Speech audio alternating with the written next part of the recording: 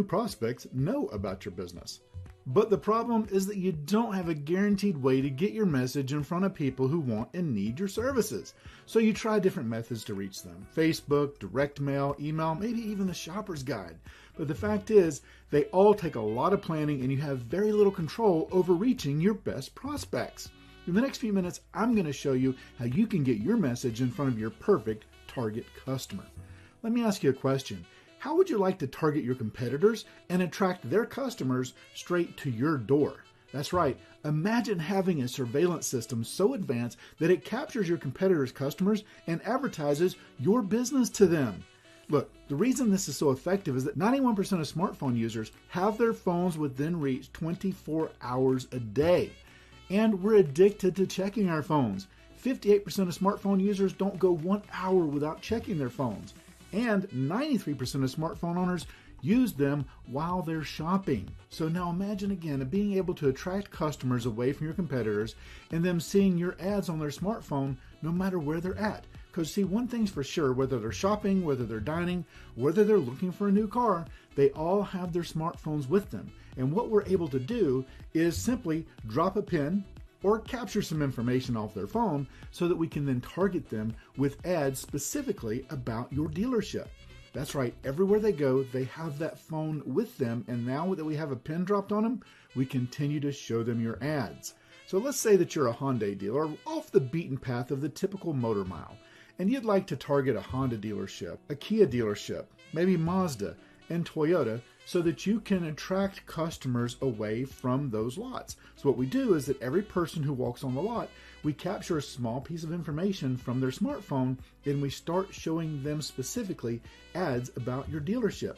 So while they're looking for the new car, again, we drop a pin right on their phone and we start following them. And we not only show them ads on their phone, but we're able to show them ads on all their devices, whether it is tablets, their desktop computers, or laptops, even their work computers. So now imagine someone visiting Breakaway Honda and seeing ads for the Hyundai store. Somebody visiting the Kia dealership starts seeing ads for the Hyundai. Somebody visiting Mazda, somebody visiting Toyota. And what that will do is over time, from them seeing those ads, will bring them to the Hyundai dealership. And they'll be seeing these ads no matter where they're at, no matter what they're doing, over and over again on their phones to keep the Hyundai dealership top of mind. And, as we said, show them ads on all their devices.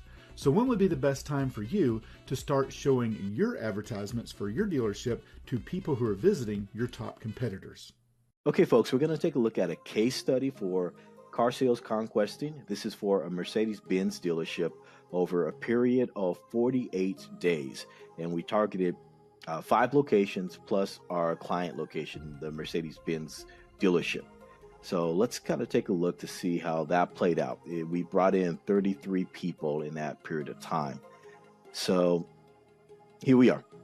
So here, over here on the left is our client's dealership, the Mercedes-Benz, and the number you see on the left, outside of parentheses, this is the number of people who we were running ads to, who visited the lot, visited the dealership. We are able to pull their ad IDs from their mobile phones to serve them ads for the next several weeks. And of course, for this purpose, the purpose of this being to bring them back. So they visit our client's dealership, and then as they go about their daily life after they leave the dealership, we continue to serve them ads to keep our client top of mind. And if they didn't purchase, the idea is to bring them back to the lots and to have them purchase on the next time they visit. And for those conversions, I guess you could say, we don't even count those in the reporting. We only count the conversions from the competitors. So you can see these numbers in parentheses. The Infiniti dealership, we had 20 people that we brought over to our client's lot out of 526 that we were targeting. The Lexus, we brought over 6 people to our client out of 324 that we were targeting, and so on and so forth. That's how that works. In total, it ended up being 33 people from the competition that was brought over to our client's lot, our client's dealership, over a period of 48 days. So that comes out to about 20 20 people per month on average, right? Uh, so take a look at this. So one of the locations was a performing arts center. So this was not a dealership. Of course, the idea here was that these people who would be going here would be in the right income category, and we picked up 68 people that came here in that period of time, and we served them ads. We did not get any conversions from this particular location. So what happens now? We like to always run campaigns for a minimum of 3 months to pick up all the data and shake out any anomalies, right? So if this continues, let's say this continued over a 3 month period of time and this particular location did not produce any results, did not bring anyone over to our client's lot, then at the end of those 3 months, most likely what we would do is replace this location, take it out of our set of targeted locations and replace it with another location, perhaps another dealership, and to give another location a chance to bring us conversions. So we're not stuck, but we do like to let the data run for 3 months. I just want to make sure we're clear on that and to show you an example of a location that did not produce results and to give you an idea of how we handle that when that happens. So that's clear with you. All right. So think about that from your perspective, right? So we, on the average, it was 20 people that were brought in from competitors to our client slot.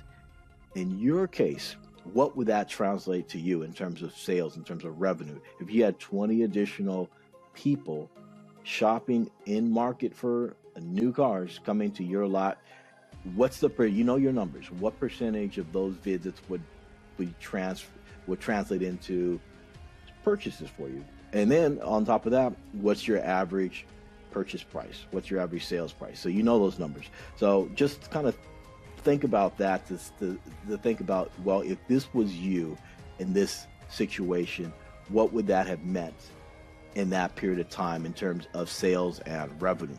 Now, naturally, numbers change from month to month. And I'm not saying that you're going to get 20 people from your competitors every month. Could be less, could be more. In this case, because we actually have a location that was not producing anything, and if that continued, it would be replaced. For them, for our Mercedes-Benz client, their numbers will most likely increase. And keep in mind also, we're not even reporting the people that we brought back. In other words, the people who visited our client initially and then went on about their way, and we were serving them ads and keeping our client top of mind to bring them back to make a sale, right? So we're not even including those people in it. So we're just looking at what we brought in from the competition. So think about those numbers, what that would mean for you in terms of sales, in terms of revenue. And this is what this is all about. This is why I'm so excited. One more thing I want to mention that is just pretty amazing if you think about it. With this system, you can actually let your competition do the heavy lifting for you, because when they're running promotions, look at this Infinity dealership here.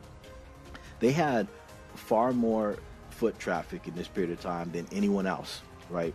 So most likely there is something happening here, right? There's some kind of promotion that was going on.